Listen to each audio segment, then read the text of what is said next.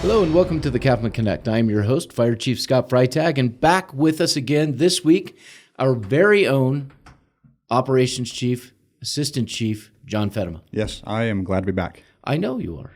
Do I look more comfortable? You do. Okay. Yeah, you look more comfortable. It was nice to have that break. Carolyn and Kathy came in last week and knocked out the ratings, which was good to see. Fantastic. Yep. And no, it's good to be back. Yeah, and it's funny because I had a meeting with the director this morning, and he's like, "You need to get Feddema to loosen up." I'm like, "He is loose. That's pretty. Yeah, this is loose. That's loose for him." Yes, This is me. Unfortunately, Yeah, like it or not. Yes, I like it. It's good. And for me, it's funny because others are like, "No, it's perfect. He looks very uncomfortable." yes, And that for me is good. you got to remember. They say the most difficult instrument in the orchestra to play is second fiddle. Oh, So I'm just trying to manage that role, support in any way I can. oh and, yeah, that's what it is. Yes. To be here. You're just stuck with me is the problem. Yeah, that's all right. So, John, I know I'm going to start off a little bit different than what I discussed with you yesterday. And for those out there who don't know, John loves it when I come up with something that he wasn't aware of. But the day that we are recording this, and we are recording, That's true. is Dr. Seuss's birthday. All right. Yes, you're right. And I would just like to say happy birthday to Dr. Seuss. He's deceased, but Yes, nonetheless, he still has a legacy. yeah, he has a legacy. If I could have found a Dr. Seuss book in my house, but I don't have kids at home, I would have brought one in to read today just for in his honor and in honor of Read Across America.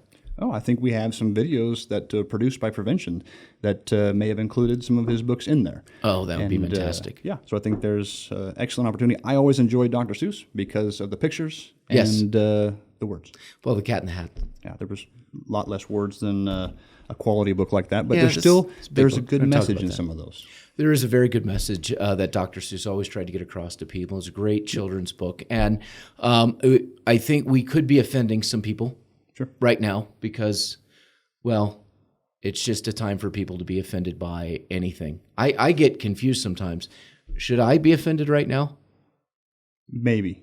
Okay. Usually it helps if I tell you should be offended. Got it. So right now, just don't worry about it right now. Sometimes when I'm on social media perusing different things, someone will tell me I should be offended, and I'm just not. And I don't know what to do about that. Then I feel bad that I'm not offended.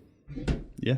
Well, and I think that's the unfortunate part of social media is it's no longer you have the ability or people take the opportunity to turn it off. Right. Social media has become a platform, whether it's Facebook, Twitter, any of them, that if they see something they don't like or they disagree with or they want someone else to know that they disagree with, they're putting their opinion out there. Yes. And I think that's translating to all aspects of life at this point. Yeah. That if I'm offended or I don't like something or I think you should be offended, I'm going to put something down and make sure that people know they should be offended, you should be offended, or I should be offended. It's no longer just take the opportunity to turn it off. And here's the interesting thing. If I'm not offended, then I am some way a lesser person because I'm not offended. Yeah. And there are just a lot of weak-minded people out there. I'm just going to say that. I know that offends people, but there's a lot of weak-minded people out there today. And I think people, unfortunately, we're making careers out of helping people be offended. Oh, yeah. And people are writing books on all kinds of offenses. Not that we don't have opportunities to get better in all aspects of life, and even in the country, but people are promoting themselves as like offense experts. Yes. Offense experts, victims. Yeah. I'm a victim. You're a victim. We're all a victim.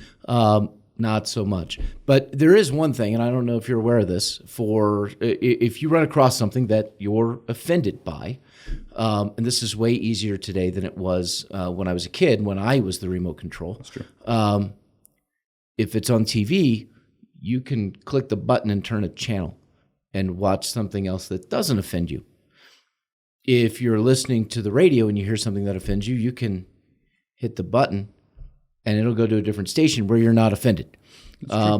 If you're reading a book, don't read it if it offends you. So, I mean, there's ways to handle this. There's tools people have. With Facebook, I think I've cracked the algorithm because I'm just that smart on technology. I know Jonah would acknowledge that. That's true. What I found is if I click on all the dogs and parrots and cars and Jeeps and things like that, that my feed comes up with all of those things. And occasionally I'll see something that comes across that irritates me, and I'm able to go, oh, look, shiny car. Yeah, perfect. Move on. I think you have, that's marketable right there. You can have, so. Scott's solution to social media, and you need to sell that algorithm and it'll brighten people's lives, probably. I think it would. I mean, my life is a lot brighter. Indeed. The other thing I've done is I don't watch the news. I don't listen to the news. And when news things come up on my feed, I'm like, that looks like a clickbait headline. Yeah. And if I click it, it's going to go into the algorithm. It's true. And that's going to come up. And I don't want to see it because since journalism is dead, the media offends me. Perfect. So I'm offended by them, so I don't watch them. Canceled. Yeah, canceled. Canceled the media is what I've done. It's the opposite. Nice. Yeah. It's good work. Yeah, I know. We try. It does. I know this is off the topic of some things, but sometimes we do that because, well, we're a fire district and we can get away with this. Perfect. Or at least I have a very supportive board who tolerates me, which I appreciate. Thank you all very much. So this does kind of lend itself to the topic in the Chief's desk this week, although it was fun to banter a little bit.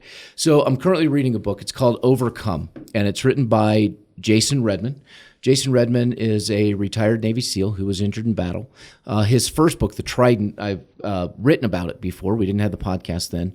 It's a fantastic book about how he fell from grace in the SEAL teams as a leader, and his story of a path back to redemption. But he really had to get out of his own way to achieve that. Sure. He did it. He came back. He earned his way back into the teams and back into a leadership role, only to be caught in an ambush and severely wounded. Did eventually retire from the Navy, was able to go back, but couldn't go back as a SEAL. Yeah. So it in this book, there's a couple of things that he talks about, that he focuses on. One is, in an ambush, you are on an X in military terms. And if you're ambushed, the thing that you need to do right away is get off the X. Sure. And so he's relating that back to life in general. Yeah. Things that happen to us that are just, we didn't see it coming. Although sometimes we created it, so we should have seen it coming. But when we talk about that, people get stuck on that X. They get caught in that life ambush. And according to him, statistically, we are likely to see or experience a life ambush 3 to 5 times in our lives. And these are large, significant events that impact us.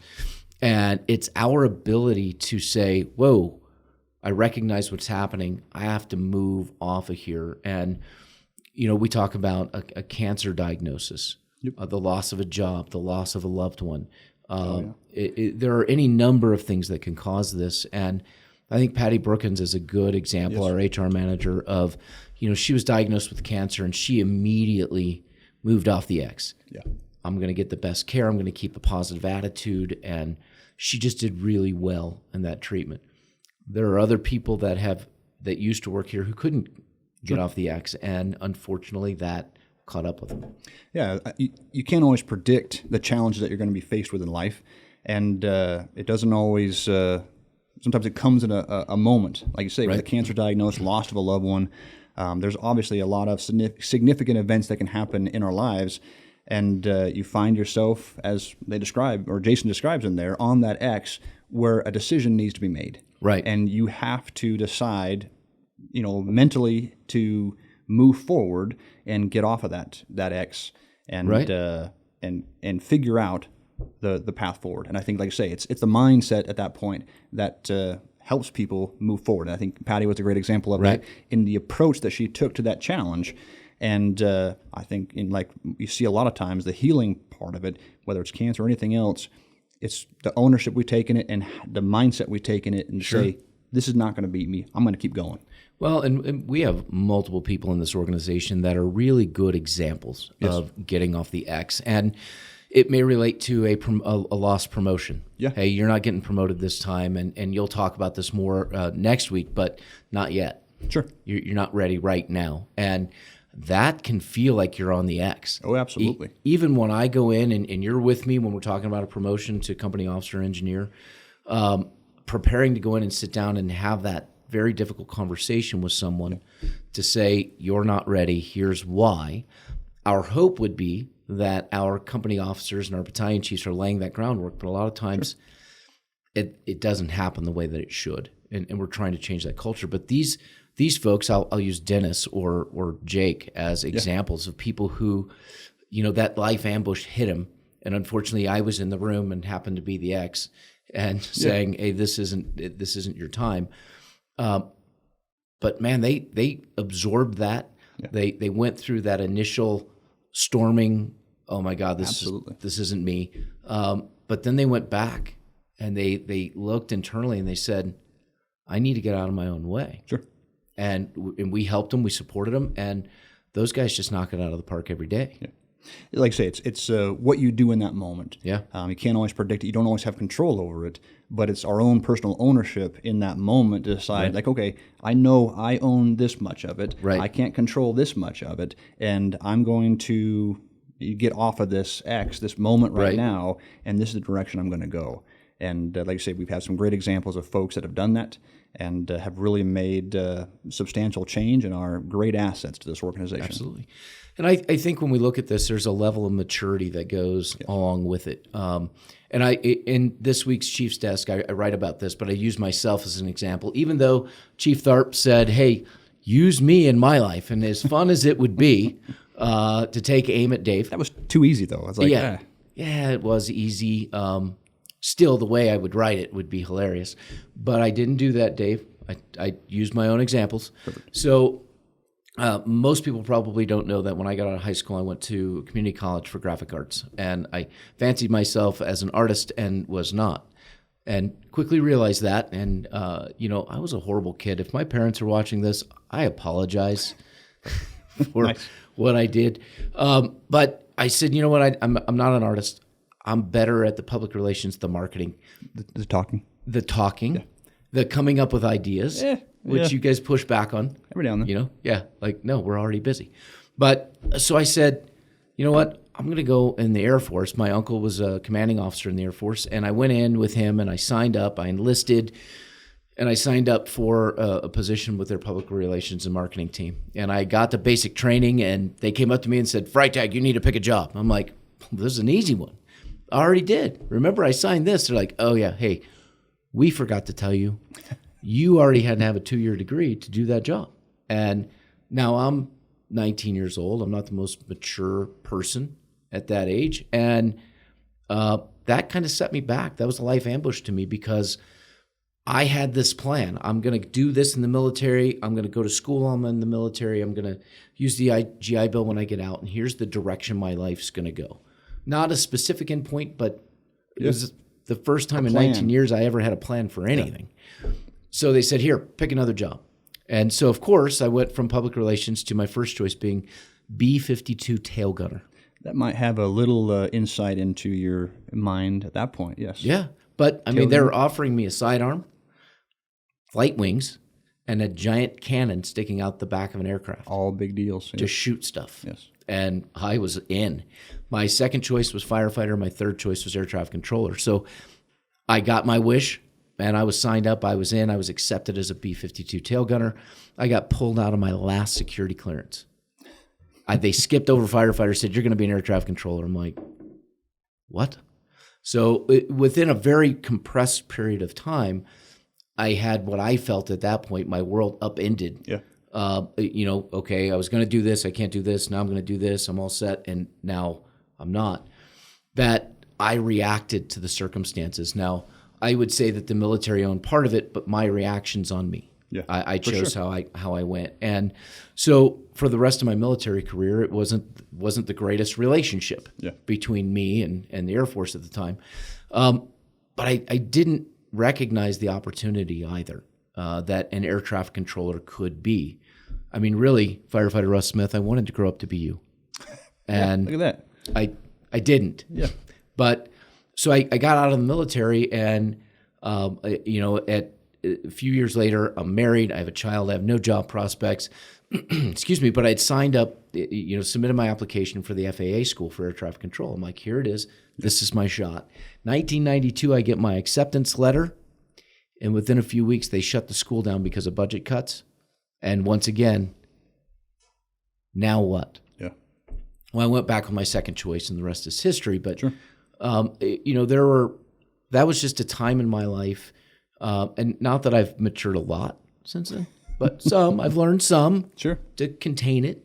But it just kind of goes to show that some of these experiences you have in life, sometimes you're going to get hit with the ambush when you're least prepared to deal with it, but you're going to learn something from that time. Absolutely. And like I say, you can't always predict when you're going to hit, find yourself on that X. And sometimes it's hard to realize when you're on it. Right. Usually there's a fog that kind of is associated with getting off something like that. And like I say, figuring out direction. When I graduated high school, I didn't have a plan on what I wanted to do. I was working construction, and I had the opportunity to go to Yavapai College, so I decided to, fire science looked interesting. Right. So I thought that might be something to look at. And I remember my parents coming to me and saying, "Okay, just be prepared if that doesn't work out. What are you prepared to do next?" Right. And it wasn't like they're trying to discourage me, but it was more of trying to help me understand, like, be prepared. That opportunities may not exist. And I certainly had my own challenges getting into the fire service, but I wouldn't change any of it now to be where I'm at, what I've learned. And I think that's a lot of times when you have the right mindset when you're on that X and making that adjustment, you can certainly take those opportunities, learn from them, move forward, and to strengthen our own resiliency at that point. And I know that the X concept is one of the things that the Mighty Oaks use as well. I'm sure it's kind of that tie into the military concept. But it's if you find yourself on that X, if what you're doing to get off of that X isn't working, why not try something else? Yeah. And I think that's what some of their motto is in terms of getting people to come there, to figure out, okay, when you find yourselves on life's X, what are you doing to help yourself get off of that? And a lot of what the Mighty Oaks is mindset training to help you get in the right mindset and establish good habits to help you in those moments. Yeah. Because, like I say, we're going to find ourselves in those moments.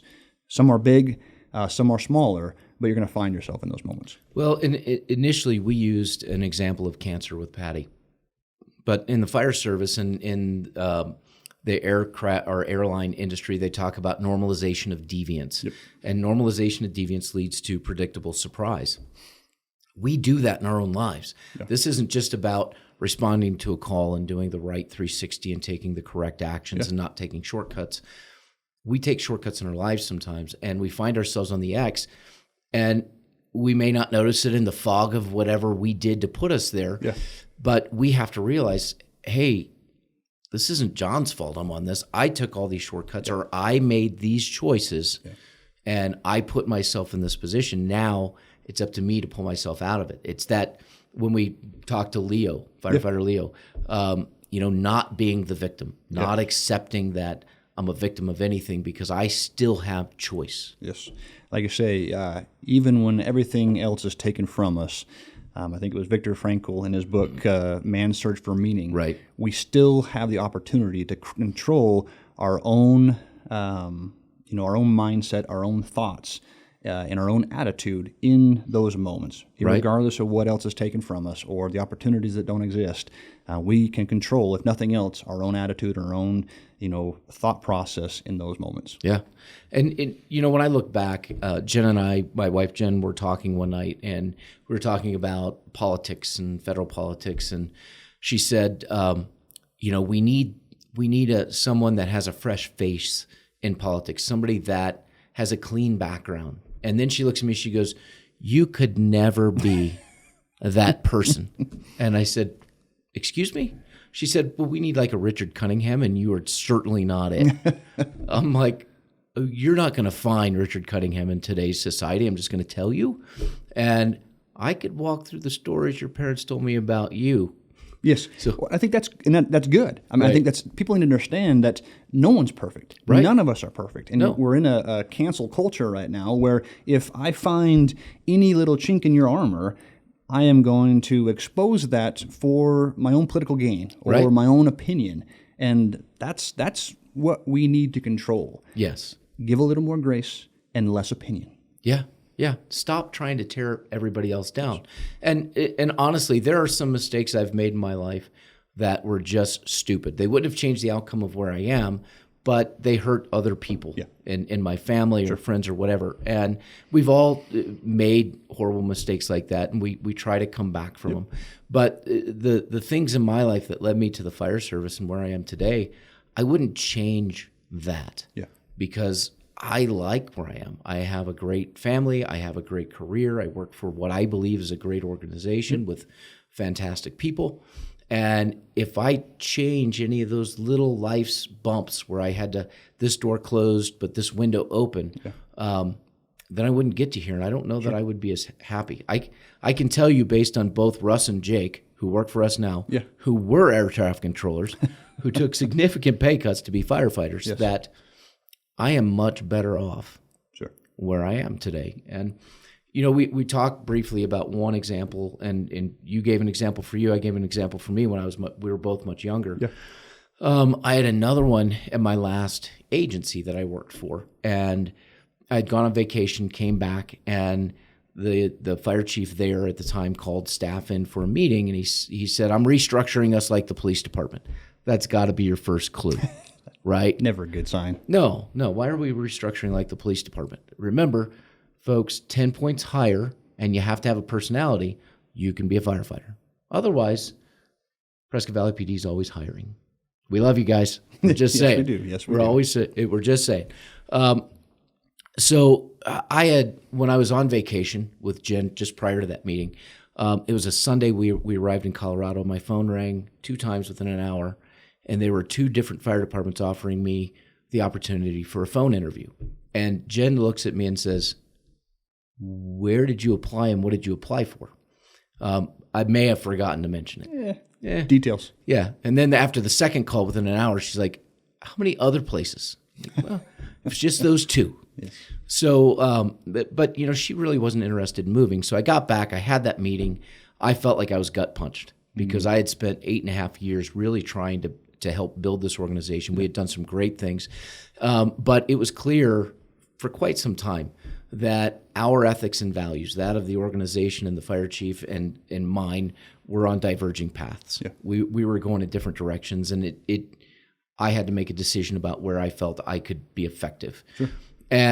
But that day I felt horrible, and I got home from work, and I had made some phone calls after that because I'm like, I'm done with the fire service. That's it. And was looking at a management consulting company, but it'd be a lot of travel. So Jen asked me how the day went. I tell her. She said, "I get it now. You need to find another job." And I said, "Hey, well, I've already talked to a management consulting company. It's travel. I'd leave on Sunday, come home on Friday or Thursday." And she said, "Well, that's not going to work. You don't like to travel." And I said, "Well, you don't want to move." So Yes. how do At we an balance impasse, this? yeah. We're at an impasse. And she looked at me and she said, "You find another job and I'll move." Awesome. And in that moment, I just felt like the weight of the world lifted off of me. And instead of being on the X, I was in a place where I felt the whole world had just opened up. It was my oyster. And I came to my own conclusion that what happened that day wasn't for me. That had to happen so she understood, because I couldn't articulate clearly enough what was going on in the organization and why I felt I needed to find another place where I could be more effective and where they could do whatever they were going to do. Right. So again, different time in my life, different place as a professional, different maturity level, and it's just as you age, not a lot. As you age, more years, more seniority. Seniority sounds better. Yes. You learn more about yourself and how to deal with some of those situations. Doesn't always guarantee maturity. No. But hopefully at that point, sometimes we are able to control more of, and we've learned, obviously, the pitfalls that we made, and hopefully we're learning along the way. And like I say, it doesn't always guarantee anything. Right. But hopefully we are learning from our past, and that helps define our future. And I think we have to have that. But like you said, we have to have grace. We have to have patience with people. Understand they make mistakes, Sure. Other people will hurt us, will hurt other people. It's not good. No. Doesn't dismiss it. But we, as a society, we need to be better to each other. Yes. Yep. No, I think, and right now we're focused on being offended. We're also focused on helping other people feel offended. People are building careers off of this offense concept. Absolutely. And we're only encouraging more people to feel held down. We need to try to empower more folks to say, hey, here's the ownership that you have in this. You can't control all of it, but you can control this part of it. And at that point, maybe the only thing you can control is your own attitude, your own effort, and do your best to move forward. Yeah. And I think that's what we hope for in the organization, and what we hope for folks outside the organization as well. Keep that mindset of what do I own and what can I change and how can I move forward? Well, and you're exactly right, John. And I think that we also need to talk about the X in its capacity sometimes as an opportunity. Yeah. Because if you say, I want to get to here in my life, and that opportunity comes, but your level of effort to get to here has been down here, opportunity just passed you by. Yes. And that's your own fault. You have to put forth the effort so that you're prepared. Yes. And I think there's been conversations lately with people because we have a lot of movement in the future of this organization, which is a good thing, and a lot of opportunity for people. But the individuals in this organization have to do the effort to put themselves at that doorway, at that threshold for that opportunity. Doesn't mean all the doors open up. It doesn't even mean the opportunity will necessarily always be there, because there's a lot of things that influence it. But the part that we can control is doing the work to get the credentialing, get the education, do the training, get the checkoffs.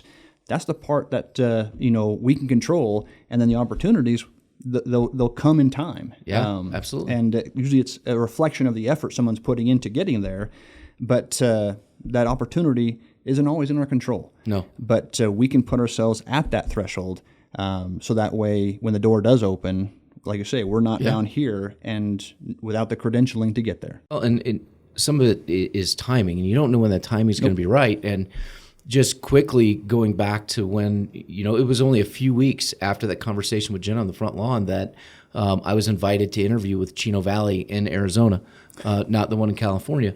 But oddly, you had to pay your own way, because they said, well, if you're really interested, you'll pay your own way. I would not recommend that, but I did. And prior to that, I don't think Jen would have agreed to spend those dollars to fly out here.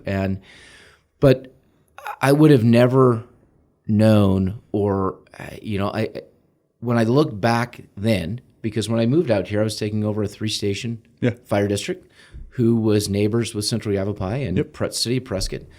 And late 2013, and now we're in 2021, and within a very short period of time, all of a sudden I'm the fire chief of Central Yavapai and Chino Valley, and then we're in the JMA, and then the Joint Powers Authority that we're in today. And I don't know if you looked 7.5 years ago at your future and said, yeah, I'm going to be the assistant chief of operations here. That would be a no. Yeah. I entered the fire service with the ultimate goal of retiring as a company officer.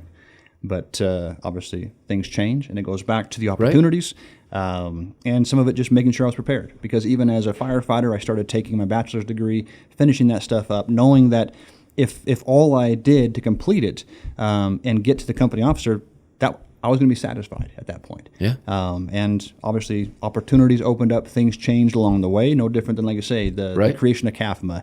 But my mindset was not, I have to be there. No. It was, hey, I'm comfortable at really any level. My job satisfaction is based on my effort and my attitude rather than where I'm at. Well, and CAFMA was about timing and the right people in the right places, because the staff that was there at CYFD at the time, and then with me over in Chino, we all meshed. We got along. And we were able to help bring others along, explain things to them, and work with them and get them involved. And look what we've created. But had I not had that gut check, that gut punch moment that caused Jen to say, I'll move, I wouldn't be where I am today. And I don't know if CAFMA would exist or not. Correct. Yeah. And I think it goes back to the book in terms of you don't know what you're going to find yourself Right. on in life, but you also don't know where that's going to propel you into the future. Right. And let's be clear, I'm not saying that CAFMA exists because I'm here. I'm saying CAFMA exists because people were in the right places at the right time, elected officials, staff members of the organizations. We were all here. And I remember when, not long after I got here, we needed to promote someone to training chief. And there was a lot of reluctance. And I said, okay, well, then we'll promote from outside.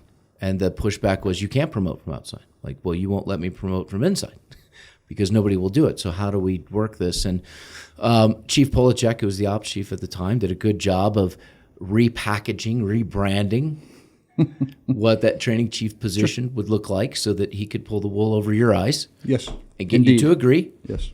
But I really think, though, John, that you were the pivot point for where CARTA was and where it is today, because the position was rebranded, because you were given the authority to change. Yeah.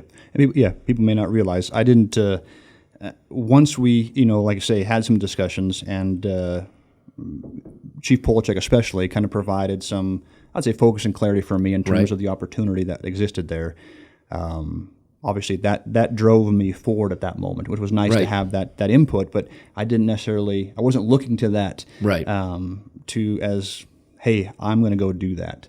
But obviously, things change and opportunities change, and I think that was some of the mentoring and coaching that Polachek provided at the time, which was good. Yeah, well, and it put you in a good place to seek the operations chief position when Chief Polachek retired. Sure. Because we honestly got to see what you could do from a business perspective, creating a business plan and really not marketing CARTA, but getting out there and taking part at the state level and putting CARTA on the map, a lot of the relationships, so to speak. Yeah. It helped me certainly broaden my understanding of the relationships that are necessary to move this organization forward. So I know next week I'm on vacation. Indeed. Which leaves you with the writing of the review as well as the podcast. I know you're excited. I can see it on your face. I'm pumped. Yes, really, yes. I'm excited to do this. You should see him in person. He's actually just vibrating off the chair with excitement. It's not the coffee. Yeah, no, not at all. Not the caffeine that we've had this morning. So next week, you and I talked, and you kind of have an idea that you may go with. I'm not holding you to it, but that would follow this up, and it's about mindset. Sure. We're looking at that. You're working on it for your EFO. So I think that'll be a good topic to follow up this week. Yeah. I'm not telling you have to write it, John. I'll consider that my assignment. Yes. It's an idea. Yes, thank you. It's an idea. I did provide you a book. That's true. You did. Yeah. But there's not pictures, so it won't be read by next week. Yeah, probably not. No, but you have the concept. I can look at it. But if you're looking for a good book to read, I highly recommend Overcome by Jason Redman. I'd also recommend his book, The Trident. I think if you read The Trident first, if you haven't read it, that will really give you some insight to why and how Jason's writing this book and the way he's approaching it. And he sent this one to me as a gift. It was very, very kind, along with one of his challenge coins. So I sent him a CAFMA challenge coin back. Awesome. And talking to him about the possibility in the future as people grow tired of COVID and we can open things back up again, where we could get him out to do some That'll be awesome. speaking. Yep. So we are also supposed to remind people. It's true, yes. Yeah, we're supposed to remind people because our producer, Jonah, said remind people. He did. You have to. We're 5 subscribers away from me being able to change the URL on our YouTube channel so it says CAFMA Connect instead of / and a bunch of other stuff. And Kathy and Carolyn did an excellent job this last week, so certainly they will be back to make sure we get the viewership. But yes, do your part. Yeah, do your part.